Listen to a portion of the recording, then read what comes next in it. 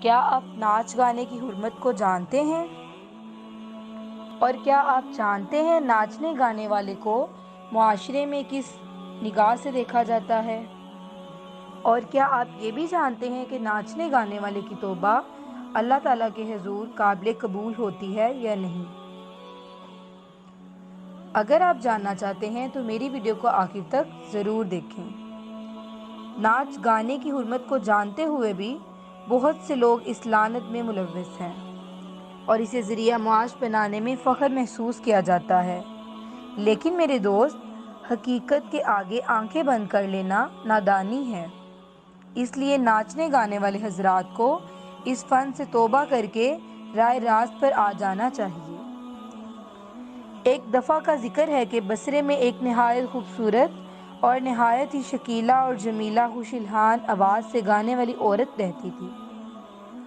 اس کے گانے کی آواز اتنی دلکش اور پرکشش تھی کہ جو اسے ایک بار سن لیتا ہے تو پھر اسے بار بار سننے کے لیے بے قرار ہو جاتا ہے۔ وہ اپنے پاس آنے والوں سے بڑی دلبری سے پیش آتی کہ اس کا چرچا بصرے کی گلی گلی میں تھا۔ اس کا نام شوانہ تھا۔ جہاں کہیں خوشی کی تقریب ہوتی تو اسے ناچ گانے کے لیے بلایا جاتا۔ ایک روز وہ اتفاق سے ایک مقام پر مجرا کرنے کے لیے گئی اور لونڈیاں بھی اس کے ساتھ تھیں۔ بڑے ناز و نم سے اس نے مجرا شروع کیا، گانے بجانے کی محفل جمانے کی کوشش کی، مگر کچھ دیر بعد اس نے محسوس کیا کہ اس کی محفل میں سامعین دلچسپی نہیں لے رہے، بلکہ تھوڑے سے فاصلے پر ایک مجلس وز گرم ہے۔ لوگ اس کی طرف ہمہ تن متوجہ ہیں۔ بڑا ہجوم ہے۔ ایک باریش باروب چہرہ بزرگ اللہ کی باتیں سنا رہے ہیں اور لوگ بڑی محبت سے محو ہیں، بلکہ کچھ لوگوں پر ایسی حالت طاری تھی کہ لوگ چیخیں مار مار کر رو رہے تھے۔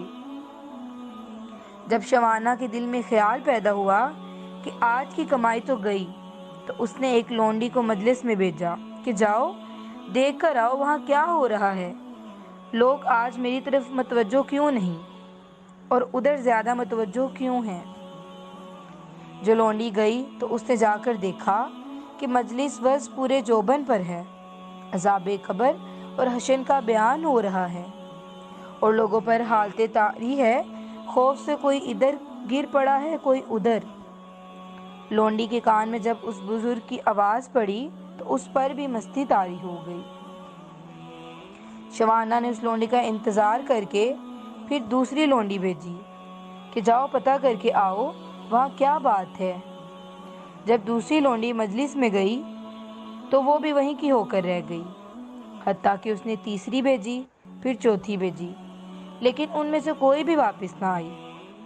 آخر شوانہ نے سوچا خود جاؤں پتہ کروں کہ وہاں کیا بات ہے، جسے بھیجا وہی واپس نہ آیا۔ یہ سوچ کر خود تماشا دیکھنے کے لیے مجلس وز میں آ گئی۔ جب وہ آئی تو بزرگ کی زبان پر تھا کہ ہے کوئی گنہگار اس وقت خدا کے حضور توبہ کرے تو وہ اسے معاف کرے، خواہ وہ شوانہ گانے بجانے والی جتنی بدکار اور گنہگار ہی کیوں نہ ہو۔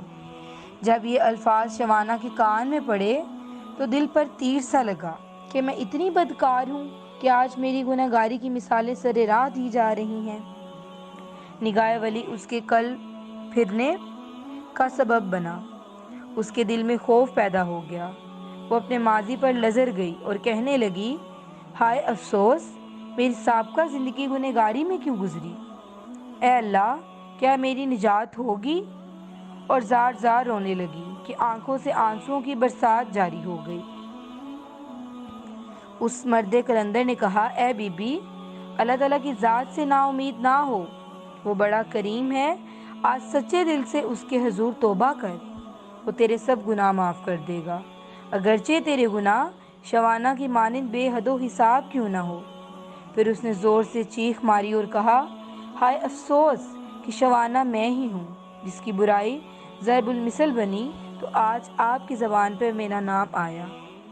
گھر واپس گئی، سارا مال خدا کی راہ میں لٹا دیا، سب لونڈیاں آزاد کر دیں، ناچ گانے سے ہمیشہ کے لیے کنارہ کشی اختیار کر لی، گوشہ نشین ہو کر عبادت الہی میں مشغول ہو گئی، حتیٰ کہ اسی حالت میں اس دار فانی سے کوچ کر گئی۔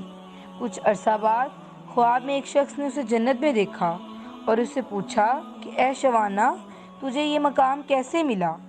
اس نے جواب میں کہا، مجھے جو کچھ ملا ہے وہ سب توبہ سے ملا ہے۔ دعا ہے کہ اللہ تعالیٰ ہم سب کو ناچ گانے سے بچنے اور توبہ کرنے کی توفیق عطا فرمائے، آمین یا رب العالمین۔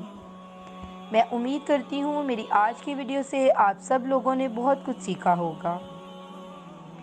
اگر آپ کو میری ویڈیو پسند آئی ہے تو ہمارا چینل اقرا اسلامک سٹوریز، اس کو لائک، سبسکرائب اور شیئر ضرور کریں، اور ساتھ ساتھ بیل آئیکن کا بٹن ضرور پریس کریں تاکہ ہر نئی آنے والی ویڈیو کا نوٹیفیکیشن آپ کو آپ کی اسکرین پر ملے۔